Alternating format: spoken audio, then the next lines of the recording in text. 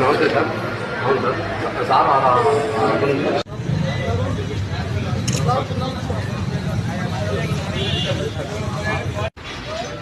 ఏకంబాల్ దగ్గర నిన్న జరిగిన ఇన్సిడెంట్ ఈరోజు మేము ఆ పాపని డెడ్ బాడీని చూస్తుంటే చాలా